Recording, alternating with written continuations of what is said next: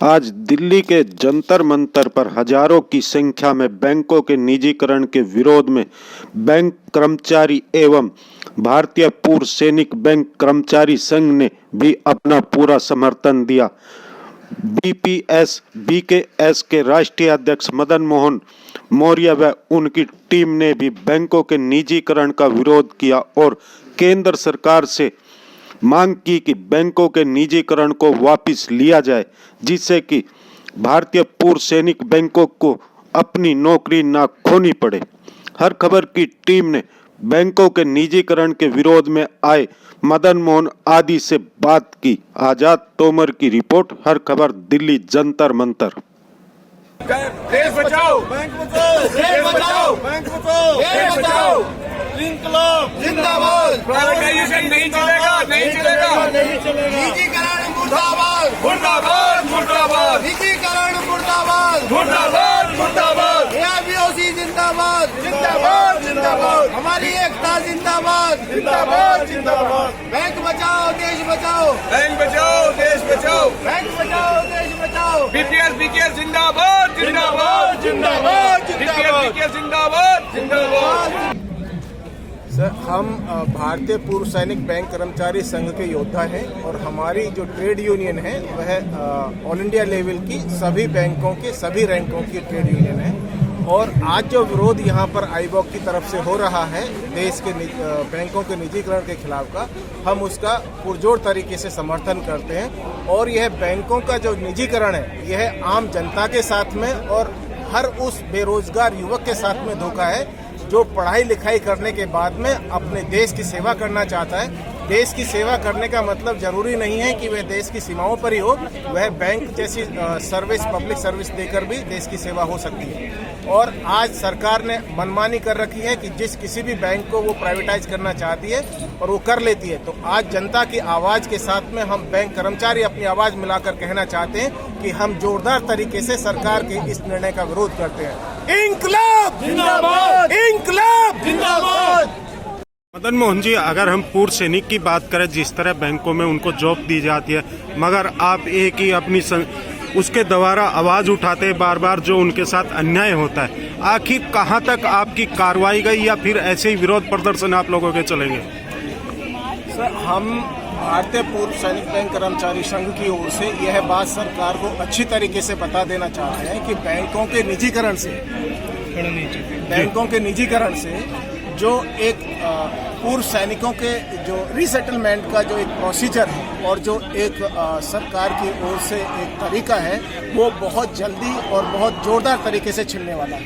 क्योंकि जब बैंक सरकारी ही नहीं रहेंगे तो भूतपूर्व सैनिकों के लिए जो रीसेटलमेंट है वो कौन देगा? प्राइवेट सेक्टर तो नहीं देगा। और हमारी ओर से यह इसलिए और भी जोरदार तरीके से हम निजीकरण का विरोध कर रहे हैं। आज जो हजारों की संख्या में दिल्ली के जंतर मंतर पे एकजुट हुए सभी बैंक कर्मचारी हो या पूर्व सैनिक कहे या मतलब XYZ जितने भी लोग बैंकों में या निजीकरण की बात करें, आखिर क्या मैसेज देना चाह रहे हो? कई बार ऐसे प्रदर्शन जोरदार यहाँ पे हो चुके मगर शायद सरकार ने आप लोगों की आवाज़ अभी तक नहीं सुनी। सर, सबसे बड़ी जो हमारे साथ में एक समस्या है, और समस्या हमारे ही साथ में नहीं है, पूरे देश के साथ में है कि बहरी गूंगी सरकार किसी भी विरोध को ना देखती है और ना ही किसी विरोध के स्वर को समझती है। अभी किसान आंदोलन की बात इतने 1.5 साल के बाद में इनको समझ आई। और ये बैंक कर्मचारियों के साथ में जो अन्याय हो रहा है और जो ये बैंकों की सरकारी संपत्ति का जो निजीकरण करके कुछ पूंजीपतियों के हाथ में जो देने का जो प्रोसेस सरकार ने चला रखा है, हम उसका पूरे जोरदार तरीके से विरोध करते रहेंगे। और जब तक हमारी मांगें नहीं मानी जाएंगी हम इसी तरीके से सरकार के विरोध में प्रदर्शन करते रहेंगे। ठीक है। स्टेट बैंक के दूसरे एसोसिएशन का मेंबर हूँ और बीपीकेएस का भी मेंबर हूँ। ये एक तरफ छोड़ के भी अब कोविड की वजह से लोग बेघर हो गए और बैंक में कर्मचारी नहीं है। जो बैंक स्टाफ है वहाँ रिक्रूटमेंट नहीं हो रहा है। जो लोग रिटायर हो रहे हैं उनकी जगह कोई आ नहीं रहा है। बैंक में मैन पावर पे इतना लोड है, एक आदमी 5 आदमी का काम कर रहा है। उसके बावजूद सरकार की सारी नीतियों का अनुपालन हो रहा है। बैंक की वजह से ही तालियां बज रही हैं, इतने अकाउंट खुल रहे हैं, इतने मुद्रा लोन हो रहे हैं। लेकिन बैंकिंग सेक्टर के साथ जो प्राइवेटाइजेशन से जोड़ रहे हैं, उनकी और नीतियां ला रहे हैं, वो उसके हम बिल्कुल खिलाफ है और उसका पुरजोर विरोध करते हैं। सैनिक बैंक कर्मचारी संघ का दिल्ली प्रदेश अनिल चौहान बात कर रहा हूँ। बैंकों के निजीकरण का आज जो आयोग ने आह्वान किया है, हम उसका पूरी तरह समर्थन करने आए हैं कि ये सरकार की जो नीति आई है निजीकरण की, ये पब्लिक खिलाफ है, बैंक के खिलाफ है, बेरोजगारी बढ़ाने के लिए उसका हम पुरजोर पूरी तरह समर्थन नहीं करते हैं, विरोध करते हैं। इसीलिए आज हम उसके मैं हरेंद्र सिंह, भारतीय पूर्व सैनिक बैंक कर्मचारी संघ के दिल्ली प्रदेश का महासचिव हूँ। और जो ये प्राइवेटाइजेशन की मुहिम चल रही है देश में, खासकर पब्लिक सेक्टर बैंकों की, इसका हम पुरजोर विरोध करते हैं। कारण ये है कि देश में जितनी जब से देश में राष्ट्रीयकरण हुआ उसके बाद देश में जितनी भी तरक्की हुई है उसमें सबसे मुख्य बैंकिंग सेक्टर का हाथ है। चाहे बात वो फाइनेंशियल इंक्लूजन की हो, चाहे बात जनधन खातों की हो, चाहे गांव-गांव तक बैंकिंग को पहुंचाने की बात हो।